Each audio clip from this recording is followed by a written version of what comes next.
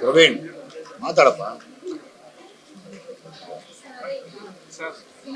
ಈಗ land lord ಸಿನಿಮಾನ ನೋಡಿದೆ ನಾನು ಫುಲ್ಲು. ನಮ್ಮ ಕಾಯಕ ನಟರಾದಂಥ ದುನಿಯಾ ವಿಜಯ್ ಅವರು ಲ್ಯಾಂಡ್ ಲಾರ್ಡ್ ಸಿನಿಮಾನ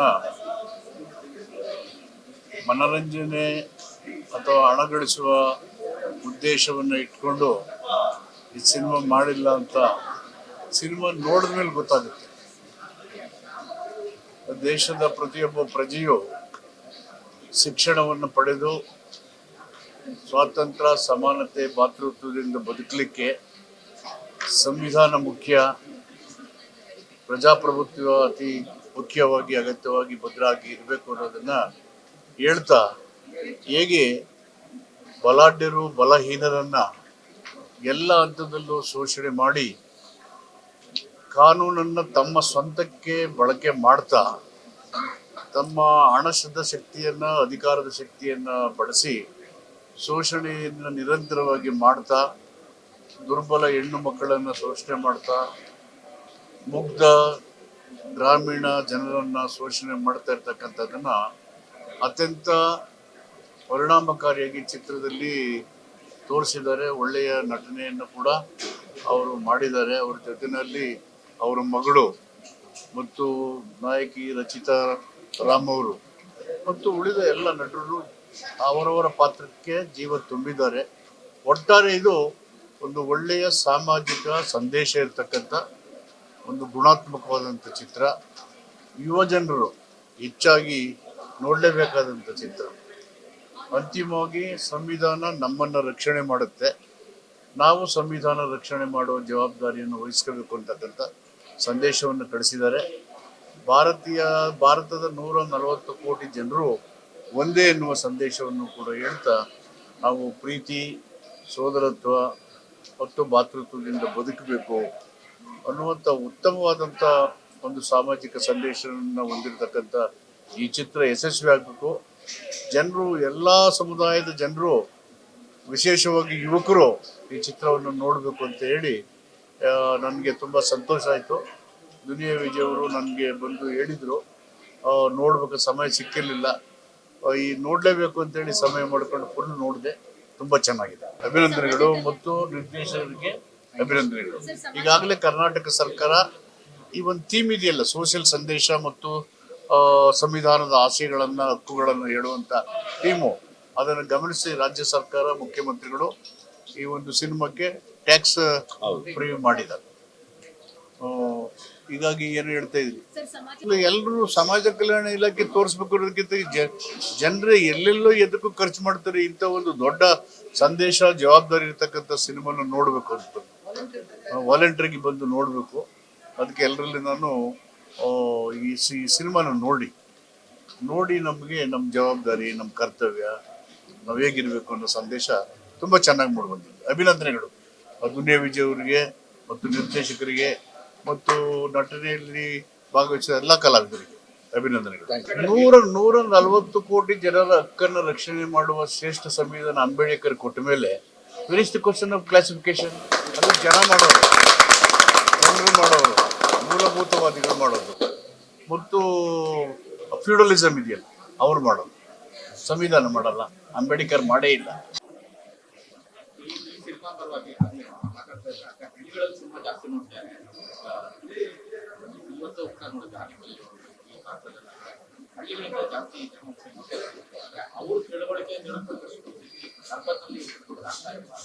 ಇಲ್ಲ, ಹಳ್ಳಿಗಳವರು ತುಂಬಾ ನೊಂದಿದ್ದಾರೆ. ಸೊ ಹಂಗಾಗಿ ನೋವಿನ ಕಥೆ ನೋಡಕ್ ಹೋಗ್ತಾ ಇದ್ದಾರೆ. ಕೆಲವರು ಇಲ್ಲಿ ಸುಖವಾಗಿದ್ದಾರೆ. ಸೊ ಹಂಗಾಗಿ ಅವರೇನೋ ಮನಸ್ಸು ಮಾಡೋ ವಿಷಯದಲ್ಲಿ ಸ್ವಲ್ಪ ಹಿಂದೆ ಮುಂದೆ ನೋಡ್ತಾ ಇರ್ಬೋದು, ಅಥವಾ ಒಂದಷ್ಟು ಈ ಸಿನಿಮಾದ ಬಗ್ಗೆ ಬರ್ತಿರೋ ಚರ್ಚೆ ಮೇಲೆ ಯೋಚನೆ ಮಾಡ್ತಾ ಇರ್ಬೋದು. ನಮಗೂ ಅದೇ ವಿಷಯದ ಬಗ್ಗೆ ನಾವು ಡೈರೆಕ್ಟರ್ ಮಾತಾಡ್ತಾನೆ ಇದೀವಿ ಯಾವಾಗ್ಲೂ. ಇವತ್ತು ಮೈಸೂರಲ್ಲಿ ಒಬ್ರು ಮದನ್ ಅಂತ, ಆನೇಕಲ್ಲಲ್ಲಿ ಮದ್ದೂರಪ್ಪ ಅಂತ, ಈ ತರ ದಾವಣಗೆರೆಯಲ್ಲಿ ಒಬ್ರು ಲೆಕ್ಚರರು, ಚನ್ನಪಟ್ಟಣ. ಇದು ನಾವು ನೇರವಾಗಿ ಒಂದು ಸತ್ಯವಾಗಿ ಹೇಳ್ಬೇಕಂತಂದ್ರೆ, ಮೊದಲನೇ ದಿನಕ್ಕೂ ಈ ದಿನಕ್ಕೂ ದೊಡ್ಡ ಒಂದು ಆಂದೋಲನ ಆಗಿದೆ ಈ ಸಿನಿಮಾ ಬಗ್ಗೆ.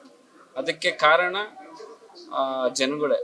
ಅಂದ್ರೆ ಅವರು ನೋಡಿ ಸಿನಿಮಾ ಮೆಚ್ಚಿ ತಮ್ಮ ಎಬ್ಬಿ ವಾಲಲ್ಲಿ ಬರೆದು ಒಂದು ಕ್ರಾಂತಿ ಶುರುವಾಗಿ ಈ ಸಿನಿಮಾನ ಒಂದು ರಾಜ್ಯದ ಮುಖ್ಯಮಂತ್ರಿ ತೆರಿಗೆ ವಿನಾಯಿತಿ ಮಾಡುವಷ್ಟು ತಗೊಂಡು ಬಂದಿದ್ದಾರೆ.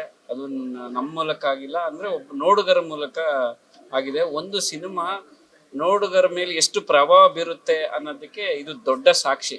ಮೋಸ್ಟ್ಲಿ ಇದು ಕನ್ನಡ ಇಂಡಸ್ಟ್ರಿಯಲ್ಲಿ ಇದು ಮೊದಲನೇದು ಅಂತಾನೆ ನಾನು ಹೇಳಕ್ ಬಯಸ್ತೀನಿ ನನ್ನ ಪ್ರಕಾರ. ಸೊ ಈ ಕ್ರಾಂತಿ ಇನ್ನೂ ಹರಡಬೇಕು. ಎಷ್ಟೋ ಜನಗಳಿಗೆ ಇದು ಕೆಲ ವರ್ಗಕ್ಕೆ ಸಿನಿಮಾ ಅನ್ನೋದು ಇದೆ. ಆಕ್ಚುಲಿ ನಾನು ಇದ್ರ ಮೂಲಕ ಹೇಳಕ್ ಏನ್ ಬಯಸ್ತೀನಿ ಅಂತಂದ್ರೆ, ಈ ಸಿನಿಮಾ ಮಾಡಿದ ಉದ್ದೇಶ ಅದಲ್ವೇ ಅಲ್ಲ.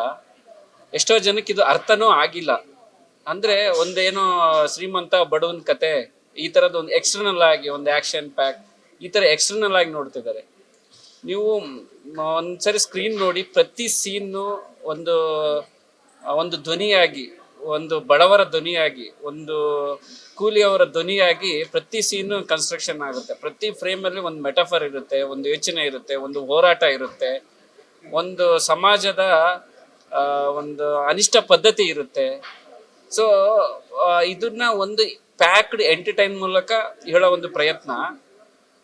ಇದು ಒಂದು ಸುಮ್ಮನೆ ಎಕ್ಸ್ಟರ್ನಲ್ ಆಗಿ ಅವನು ಇವನು ಅದು ಇದು ಅನ್ನೋದನ್ನ ಬಿಟ್ಟು ಪ್ರತಿ ಸೀನಲ್ಲಿ ಏನು ಹೇಳಕ್ ಕೊಟ್ಟಿದ್ದಾರೆ, ಒಂದು ನೋಡೋ ರೀತಿನ ಬದಲಾಯಿಸ್ಕೊಂಡು ನೋಡ್ಬೇಕಾಗುತ್ತೆ. ಇವಾಗ ಎಲ್ಲ ರೆಗ್ಯುಲರ್ ಫಾರ್ಮೆಟ್ ಸಿನಿಮಾ ಆಗಿ ಇದು ನೋಡಕ್ ಆಗದೇ ಇಲ್ಲ. ಈ ಸಿನಿಮಾನ ಬೇರೆ ವ್ಯೂ ಅಲ್ಲಿ ನೋಡ್ಬೇಕು. ಅಂದ್ರೆ ನೀವು ಒಂದು ತುಂಬಾ ನೋಡುಗನಿಗೆ ತುಂಬಾ ವಿಚಾರ ಆಲ್ರೆಡಿ ತಿಳಿದಿರ್ಬೇಕು. ಅಂದ್ರೆ ನಾನು ಇಟ್ಟಿರೋ ಲೊಕೇಶನ್ ಭಾಗ ಯಾವುದು, ಕೋಲಾರ ಭಾಗ ಆಗಿರ್ಬೋದು. ಆ ಕೋಲಾರದಲ್ಲಿ ಆಗಿರೋ ಅನ್ಯಾಯಗಳ ಬಗ್ಗೆ ನೀವು ತುಂಬಾ ತಿಳ್ಕೊಂಡ್ರೆ ಇದು ಇನ್ನಷ್ಟು ಕನೆಕ್ಟ್ ಆಗುತ್ತೆ. ಸೊ ಆ ಭಾಗದಲ್ಲಿ ಎಷ್ಟೋ ಕೇಸ್ಗಳು ಇನ್ನೂ ನಡೀತಾ ಇದೆ. ಅಲ್ಲೆಲ್ಲ ನಡೆದಿದ್ದು ಇವಾಗ ನಾನು ತೋರಿಸಿದ್ದು ಆ ರಥದಲ್ಲಿ ಅದೇನು ಬಟ್ಟೆ ಬಿದ್ದ ಕೊಡುವಾಗಾದ್ರೆ ಆದ ಅನ್ಯಾಯ, ಒಂದು SSLC ಪಾಸ್ ಆಗಿದ್ದಕ್ಕೆ ಆದ ಅನ್ಯಾಯ, ಅದು ನಿಜ ಘಟನೆ ಅದು. ಸೊ ಈ ತರ ತುಂಬಾ ಘಟನೆಗಳು ಆಧಾರದ ಮೇಲೆ, ರಿಯಲ್ ಆಧಾರದ ಮೇಲೆ ಇದು ತೆಗ್ದಿದೀವಿ. ಅಂದ್ರೆ ನೀವು ನೋಡೋ ಪರಿಸ್ಥಿತಿ ಅವನು ಅಂದ್ರೆ ರಾಚಯ್ಯನ ವ್ಯೂ ಪಾಯಿಂಟ್ ಅಲ್ಲಿ ನೋಡಿದಾಗ ಅದು ಬೇರೆನೆ ವ್ಯೂ ಕಾಣುತ್ತೆ, ಆ ಒಂದು ಅನುಭವ ಕಾಣುತ್ತೆ. ಮತ್ತೆ ಸೆಕೆಂಡ್ ಹಾಫ್ ಆಗಿರ್ಬೋದು, ಎರಡು ಸಿದ್ಧಾಂತಗಳ ಹೋರಾಟ. ಸುಮ್ಮನೆ ವಿಲನ್ ಅವನ್ ಸೋಲಿಸ್ತಾನೆ, ಇವನ್ ಸೋಲಿಸ್ತಾನೆ ಹಾಗಿಲ್ಲ ಅದು ಕತೆ. ಪ್ರತಿಯೊಂದು ಮಾತುಗಳು ಎಷ್ಟು ನೋವಿಂದಾಗಿರುತ್ತೆ, ಎಷ್ಟು ನೂರಾರು ವರ್ಷಗಳ ಅದು ಒಂದು ಪದ್ಧತಿ ಆಗಿರುತ್ತೆ. For example Rajvi Shetty ಮಾತಾಡ್ತಿರೋದಾಗಿರ್ಬೋದು. ಅಂದ್ರೆ ಅವ್ನು ಹೇಳ್ತಾನೆ, ನನ್ನ ವಂಶಕ್ಕೆ ಸಾವಿರಾರು ವರ್ಷದ ಇತಿಹಾಸ ಇದೆ, ನಿನ್ನ ಸಂವಿಧಾನಕ್ಕೆ ಅಥವಾ ನಿನ್ನ ಇದಕ್ಕೆ ಬರೀ 50 ವರ್ಷದ ಆಯುಸ್ಸು ಅಷ್ಟೇ ಅಂತ. ಈ ತರ ಒಂದು ಪ್ರತಿ ಮಾತುಗಳು, ಪ್ರತಿ ಸೀನುಗಳು ಕಣ್ಣು ತೆರೆಸೋದಾಗಿರುತ್ತೆ, ಅಷ್ಟೇ ಡ್ರಾಮಾ ಆಗಿ ಇರುತ್ತೆ. ಸೊ ನಾನೇನ್ ಹೇಳ್ತಾ ಇದ್ದೀನಿ, ಅಲ್ಲೇ ನಿಂತ್ಕೊಂಡು ಒಂದು ಈ ರೀತಿ ಸಿನಿಮಾ ಅನ್ನೋದನ್ನ ಡಿವೈಡ್ ಮಾಡದೆ, ಒಂದು ಸಾಮಾನ್ಯ ಸಿನಿಮಾ, ಹಳೆಯ ಫಾರ್ಮೆಟ್ ಸಿನಿಮಾ ಅನ್ನೋದನ್ನ ನೋಡದೆ, ವಿಚಾರಗಳು ಏನಿದೆ ಅದು ಎಷ್ಟು ಕೂಡ್ಸುವಲ್ಲಿ ನಮ್ಮನ್ನ ಅದು ತೊಡಸ್ಕೊಳ್ಳುತ್ತೆ ಅನ್ನೋದನ್ನ ನೀವು ಆ ದೃಷ್ಟಿಯಲ್ಲಿ ಈ ಸಿನಿಮಾನ ನೋಡ್ಬೇಕು. ಸೊ ಇಷ್ಟೇ ಅಲ್ಲದೆ ಇದೊಂದು ಹೇಳಕ್ ಇಷ್ಟಪಡ್ತೀನಿ. ಆಕ್ಚುಲಿ ಹಳ್ಳಿಗಳಲ್ಲಿ ಮುಗಿಬಿದ್ದು ನೋಡ್ತಾ ಇದ್ದಾರೆ ಜನಗಳು. ಅಂದ್ರೆ ನಾನು ಬರೀವಾಗಾದ್ರೆ ಇದು ಹಳ್ಳಿಯವ್ರಿಗೆ ಅರ್ಥ ಆಗುತ್ತಾ, ಇದು ಸಂವಿಧಾನ ವಿಚಾರ ಆಗಿರ್ಬೋದು, ಈ ಅನಿಷ್ಟ ಪದ್ಧತಿಗಳು ಏನು ವಿಚಾರಗಳು ಅರ್ಥ ಆಗುತ್ತಾ ಅಂತ ನಾನು ಅನ್ಕೊಂಡಿದ್ದೆ. Compare to city, especially Bangalore compare ಮಾಡಿದಾಗ ಹಳ್ಳಿಯಲ್ಲಿ ಇಷ್ಟಪಟ್ಟು ಮುನ್ನುಗ್ಗಿ ನೋಡ್ತಾ ಇದ್ದಾರೆ. ನನಗೆ ಅನಿಸ್ತು, ನಾವು ಎಷ್ಟೋ ಸರಿ ಹಳ್ಳಿಯವ್ರಿಗೆ ಏನು ಗೊತ್ತಾಗಲ್ಲ ಏನು ಅನ್ಕೋತೀವಿ. ಇವತ್ತು ನಮಗಿಂತ ಮುಂದುವರೆದು, ನಮ್ಮ ವಿವೇಚನೆಯಿಂದ ಮುಂದುವರೆದು ಅವರು ತಗೊಂಡಷ್ಟು ಇಲ್ಲಿ ನಾವು ಎಷ್ಟು ಎಜುಕೇಟೆಡ್, ನಾವು ಅವ್ರಿಗಿಂತ ಬುದ್ಧಿವಂತರಂತ ನಾವು ಅನ್ಕೊಂಡಿದ್ವಿ. ನಾವು ಡಿವೈಡ್ ಅಂಡ್ ರೂಲ್ ಮಾಡ್ತಾ ಇದೀವಿ. ಇದು ನನಗೆ ಅದೇ ಒಂದು ದೊಡ್ಡ ವಿಪರ್ಯಾಸ. ಅಂದ್ರೆ ಎಲ್ಲವನ್ನು ತಗೊಳ್ಳುವಂತ ಮನಸ್ಥಿತಿ ಎಜುಕೇಶನ್ ಇನ್ನೂ ನಾವು ಕಲ್ತಿಲ್ಲ ಅಂತ ನಾನು ಇದ್ರ ಮೂಲಕ ನಾನು ಸ್ಟ್ರಾಂಗ್ ಆಗಿ ಹೇಳಕ್ ಬಯಸ್ತೀನಿ. ಅವ್ರು ಒಂದು ಸಿನಿಮಾ, ಅವನು ನೋವು ಅವ್ರು ನೋಡಿರ್ತಾರೆ, ಅವ್ರಿಗೆ ಕನೆಕ್ಟ್ ಆದಷ್ಟು ಇವನು ಇಲ್ಲಿ ಡಿವೈಡ್ ಮಾಡಕ್, ಇಲ್ಲಿ ಪಟ್ಟಣದಲ್ಲಿ ಡಿವೈಡ್ ಮಾಡ್ತಾ ಇದ್ದಾನಲ್ಲ, ನನಗಿದು ಒಂಥರ ನೋವಿನ ಸಂಗತಿ ಕೂಡ ಅದು ಹೌದು. ಸೊ ಇದು ಅಜ್ಞಾನ ಅಂದ ಕತ್ಲಿಂದ ಬೆಳಕಿನಡೆಗೆ ಆಗ್ಬೇಕು. ಬಟ್ ಪಟ್ಟಣ ಹಂಗಿಲ್ಲ, ಉಲ್ಟಾ ಹೋಗ್ತಾ ಇದೆ. ಸೊ ಇದು ಎಚ್ಚೆತ್ಕೋಬೇಕು. ನನ್ನ ಮೂವಿಯಿಂದ ದೃಷ್ಟಿಯಿಂದಲ್ಲ, ಎಲ್ಲಾ ದೃಷ್ಟಿಯಲ್ಲೂ ಇದು ಬೇರೆ ಬೇರೆ ಆಂಗಲ್ ಪಟ್ಟಣ ತಗೊಳ್ತಾನೆ ಇದೆ. ಎಲ್ಲವೂ ಒಂದು ಸಾಮಾನ್ಯವಾಗಿ ವಿಷಯಗಳು ಇರುತ್ತೆ, ಆ ವಿಷಯ ಅಷ್ಟೇ ಆಗಿ ನೋಡ್ಬೇಕಾಗತ್ತೆ. ಸೊ ನಾನು ಬರ್ದಿದ್ದು ಬೇರೆ ಬೇರೆ ವರ್ಗ ಅಲ್ಲ, ಒಂದು ವರ್ಗದ ಜನ ಒಂದು ವರ್ಗದವರೇ ತುಳಿತಾ ಇದಾರೆ ಅಂತ ನನ್ನ ಸ್ಟೇಟ್ಮೆಂಟ್. ಬಟ್ ಇಲ್ಲಿ ಮೇಲವರು ತುಳಿದಾರೆ, ಏನೇನೋ ಒಂದು ಕ್ಯಾಸ್ಟಿಸಮ್ ಏನೂ ಇಲ್ಲ ಸಿನಿಮಾದಲ್ಲಿ. ನಾ ಹಿಂದಿನ ಸಿನಿಮಾಗಳಾದ್ರೂ ಒಂದು ಕ್ಯಾಸ್ಟಿಸಮ್ ಹೇಳ್ತೀನಿ, ಇಲ್ಲಿ ಯಾವ ಕ್ಯಾಸ್ಟಿಸಮ್ ಇಲ್ಲ. ಕೂಲಿ ಅವರು, ಭೂಮಿ ಇಲ್ದವನು ಎಲ್ಲವನ್ನ ಕತೆ. ಭೂಮಿ ನಮ್ಮ ತಂದೆಗೂ ಇಲ್ಲ, ಎಷ್ಟೋ ಜನಗಳ ತಂದೆಗೂ ಇಲ್ಲ, ಅದ್ರದ್ದು ಕತೆ, ಅದ್ರದ್ದು ವ್ಯೂ ಪಾಯಿಂಟ್ ಅಲ್ಲಿ ನೋಡ್ಬೇಕು. ಅದೇ ಈ ಸಿನಿಮಾ ನಾನು ಮಾಡಿದ ರೀತಿಯಲ್ಲಿ ನೋಡಿ ಅದ್ರದ್ದೇ ಇದರಲ್ಲಿ ನೋಡ್ಬೇಕು. ಬರೀ ಬೇರೆ ಒಂದು ಕಥೆಯಾಗಿ ಒಂದು ಇದಾಗಿ ನೋಡಿದ್ರೆ ಇದು ಕನೆಕ್ಟ್ ಆಗಲ್ಲ. ಸೊ ನಾವು ಎಷ್ಟು ಎಫರ್ಟ್ ಹಾಕಿರ್ಬೋದು, ಕೋಲಾರ ಭಾಗದಲ್ಲಿ ಒಂದು ಮ್ಯೂಸಿಕ್ ಆದ್ರೆ ಆ ತೆಲುಗು ಮಿಕ್ಸ್ ಬ್ಯಾಕ್ಗ್ರೌಂಡ್ ಸ್ಕೋರ್ ಆಗಿರ್ಬೋದು, ಪ್ರತಿಯೊಂದು ಆ ಊರಿನ ಸ್ಲ್ಯಾಂಗ್ ಆಗಿರ್ಬೋದು, ತುಂಬಾ ಹೋರಾಟ ಇದೆ.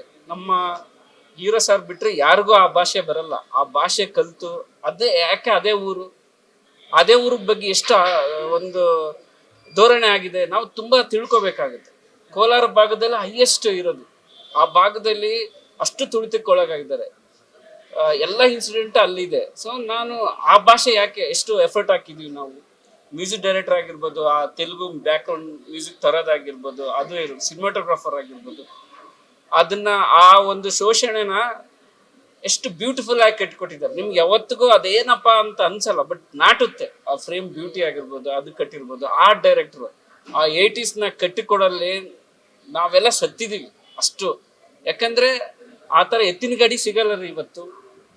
ನಮ್ದು ಇವತ್ತು ಟೈರ್ ಇರೋ ಎತ್ತಿನ ಗಾಡಿಗಳು, ಆ ಥರ ನಾಟಿ ಹಸುಗಳು ಸಿಗಲ್ಲ, ನಾಟಿ ದನಗಳು ಸಿಗಲ್ಲ.